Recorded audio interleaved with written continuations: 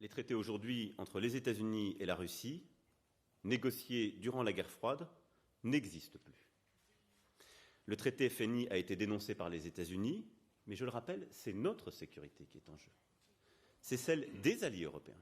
Et nous ne pouvons pas rester dans une situation où, ayant fait les meilleurs efforts pour éviter d'abord la violation de ces traités par la Russie, puis cette décision américaine, nous serions simplement là pour constater que nous ne sommes plus couverts par cet accord bilatéral.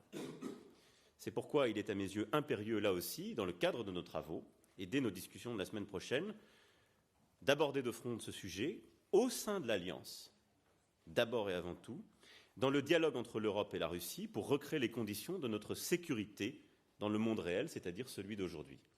Et la nouvelle génération d'accords que je souhaite, qui remplacera le traité FNI, doit faire l'objet d'un très gros travail et d'une coordination au sein de l'Alliance, et tout particulièrement entre les pays de l'Europe, mais elle suppose une implication des Européens dans ce futur traité. Nous ne pouvons pas déléguer notre sécurité à un accord bilatéral où aucun Européen n'est partie prenante.